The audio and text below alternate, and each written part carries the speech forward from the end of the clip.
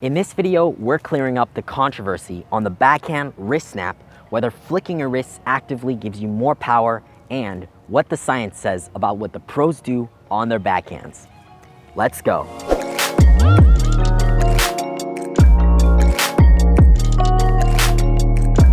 What's up, athletes? My name is Day K, and make sure you stick around to the end of this video to get our free ultimate backhand lag and snap checklist so that the next time you're on the court, you'll know exactly how you can execute these proper ATP backhand wrist actions onto the court. Now, it's commonly believed that on the two-hander, there's this quick and sudden movement that happens at contact that's critical to generating racket head speed.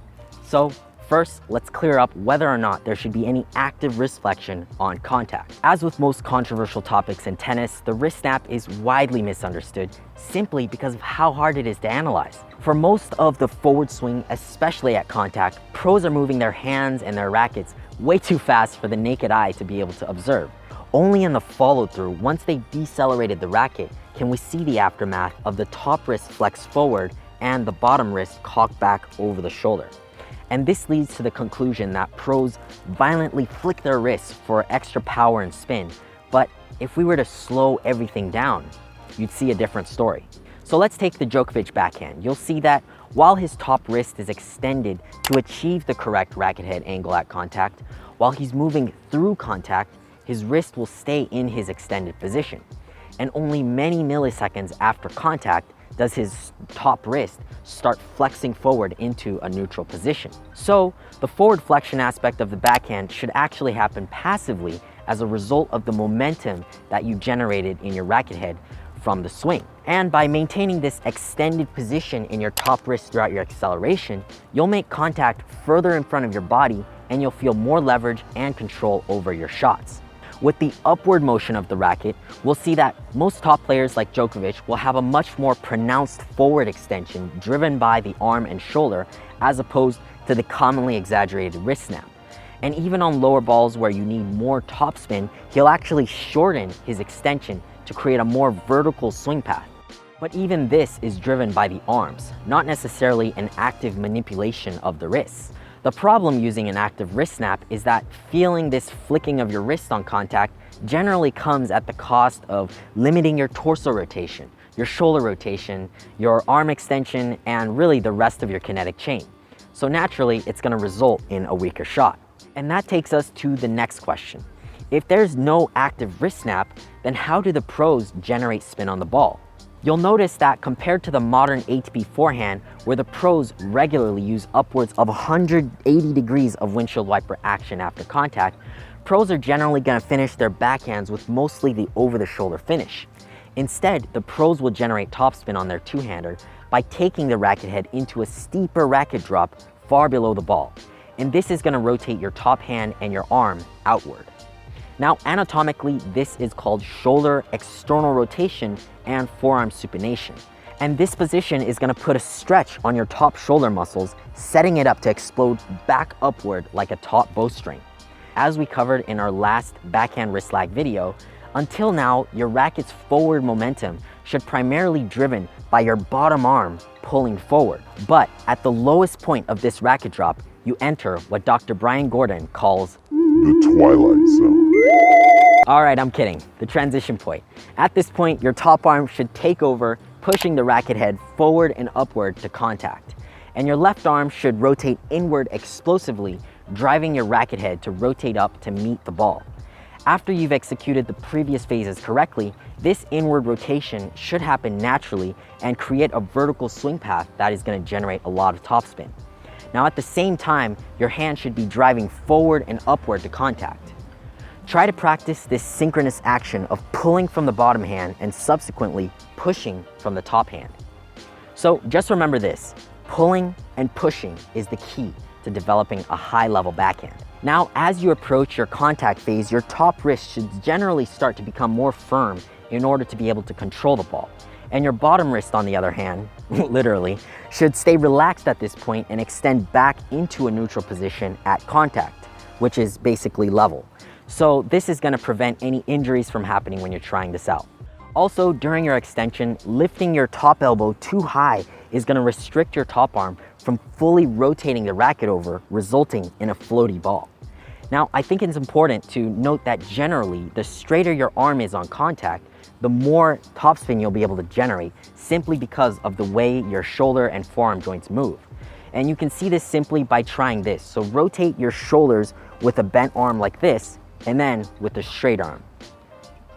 Now, there's a lot more to consider when it comes to the ideal contact, so if you want us to make a future video, just let me know in the comments below. So once you develop the proper relaxation and depth in your racket drop, which by the way, if you haven't, check out our last backhand wrist lag video right down there. Now, you can use this quick drill progression to develop coordination in your top arm to unlock that extra topspin and control. So start off by drop feeding yourself left-handed forehands by getting into your regular backhand grip and just taking your right hand off the racket. Now make sure here that you're still choked up on the racket as you're trying to hit the ball. Another thing to note is that because you're gonna have a milder grip on your two-handed backhand, you're gonna have a little bit more of a classic style takeback and follow through with a little bit of an on-edge takeback, just because that's the way the stroke should work. Now, Simon and Alex over at Top Tennis Training added a great twist to this drill and this exercise by recommending that you practice both the open stance and the closed stances in your shot. Not only is this going to be able to allow you to develop power from both stances, it also teaches you how to use your back foot to stay balanced during your shots. And then after you started to gain consistency with this, you can progress to phase number 2 and start integrating the bottom hand into your shot. So this time, just stay with your regular position, but with your bottom hand, take your 2 fingers off the racket and just hold it with your top 3 fingers. This is gonna help you keep your bottom wrist relaxed to achieve the fluid racket drop and make sure that your top arm is the dominant force at contact.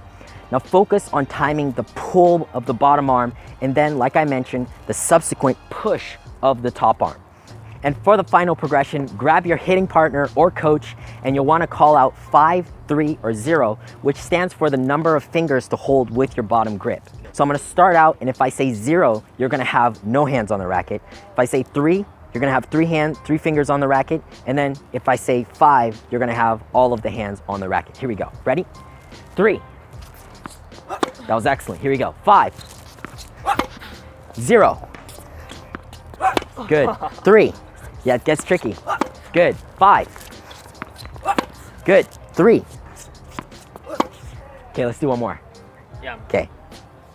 Okay, 5. Good. 0. Good. One more. 3.